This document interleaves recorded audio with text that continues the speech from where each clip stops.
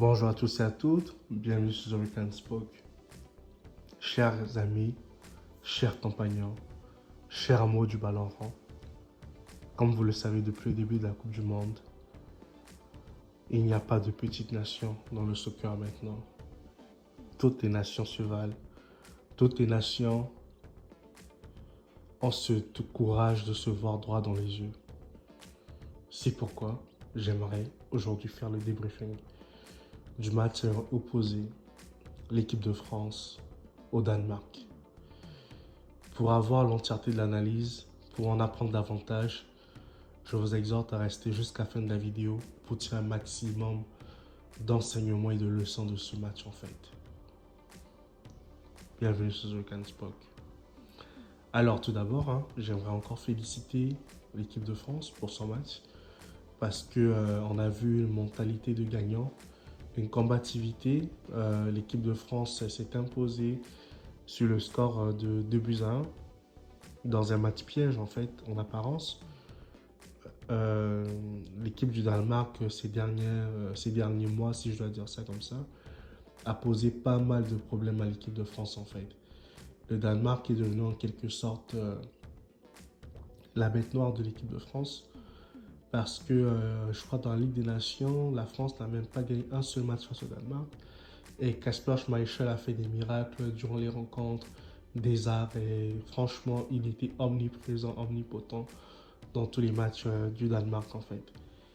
Mais sauf qu'aujourd'hui, c'est la Coupe du Monde et c'est un autre niveau en fait.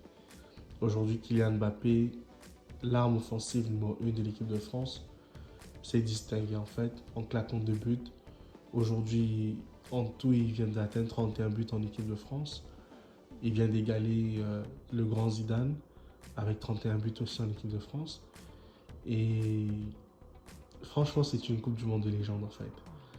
Parce qu'il n'est pas le seul, parce que même Antoine Griezmann aujourd'hui a fait 26 passes D en équipe de France, également le record de Zidane. Et donc ça montre que c'est une Coupe du Monde de légende en fait, parce que Giroud qui égale Thierry Henry, eux qui égale Zidane, et voilà quoi.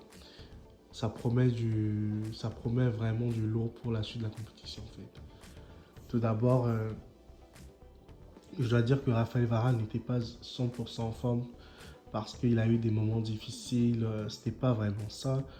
La combativité des Danois ont fait en sorte que l'équipe de France puisse quand même baisser un peu le pied sur le ballon. Ils n'ont pas dominé le match comme ils l'ont fait avec l'Australie récemment parce que ça c'était quand même un match avec une haute intensité. Donc ils ne pouvaient pas répéter les choses qu'ils ont fait aux Australiens tout récemment.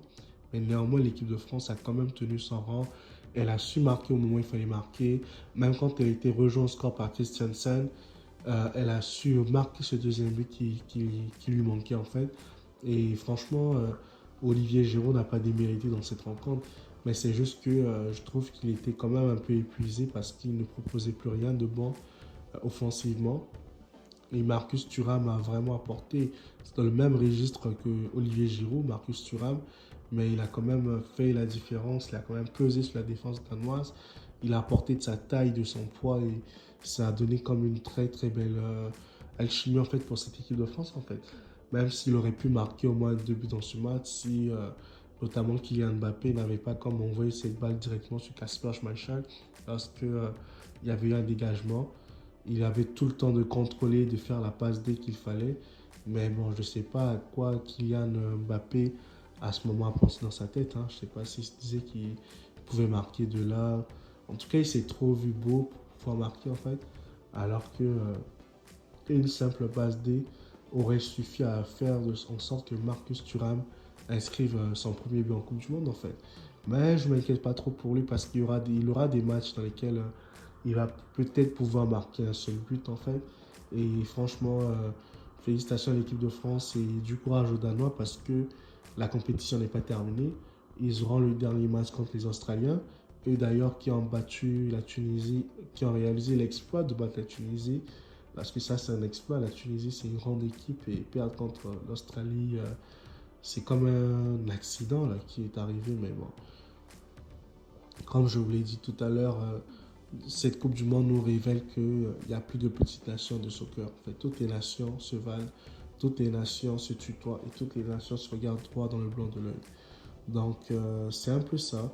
Prochains adversaires de l'équipe de France, ils vont comme jouer contre la Tunisie. Ça va être un match spécial pour beaucoup de joueurs tunisiens, la diaspora tunisienne qui vit en France et tout là. Et peut-être pour une diaspora française qui vit en Tunisie, même si on ne parle jamais assez des diasporas françaises à l'extérieur de la France en fait. Mais je pense qu'il y a quand même une communauté française en dehors de la France qui vit peut-être en Tunisie, qui va comme apporter, qui va comme être mélangée durant ce match en fait, qui aura comme des attaches avec la France, la Tunisie, mais ça promet d'être une très très belle rencontre pour ce match-là. Et on aurait aimé que ce soit Algérie-France comme ça, là. Mais on va dire que c'est une très belle rencontre à venir et je souhaite vraiment du courage et bonne chance aux Tunisiens pour cette rencontre. J'espère qu'ils vont faire un bon résultat contre l'équipe de France qui est déjà qualifiée, qui est je crois la première équipe à être qualifiée déjà pour cette huitième de finale de Coupe du Monde. Et franchement, bravo à Kylian Mbappé encore parce qu'une fois de plus, il nous montre qu'il est le patron de l'équipe de France, il est le leader offensif, c'est le joueur incontournable de cette formation. On ne peut rien faire en équipe de France sans Kylian Mbappé dans nos jeux en fait. Et vraiment félicitations à lui de s'être rendu indispensable, même s'il a encore des lacunes, il a encore des choses à combler, comme pour qu'il soit vraiment un bon finisseur comme Erling Haaland. Mais Kylian Mbappé aujourd'hui, c'est 6 buts en Coupe du Monde, hein, en 2 participations, il est déjà à 6 buts. Le record est à 15. Le record, c'était Miroslav Klose qui l'avait comme mis à 15 parce qu'il a battu El Fenomeno qui est à 14 et il est à 15, je sais plus trop, mais je crois que c'était entre 15 et 16, un truc comme ça. Donc Kylian n'est pas loin, tout comme Thomas Müller. Mais bon, c'est un peu ça. En tout cas, si vous avez aimé ce débriefing, écoutez, laissez-moi un petit pouce bleu, abonnez-vous, commentez, partagez autour de vous afin qu'un grand nombre soit au courant de notre chaîne. Quant à moi, je vous dis à très bientôt pour une nouvelle analyse. Merci beaucoup, prenez soin de vous les amis, bye, ciao.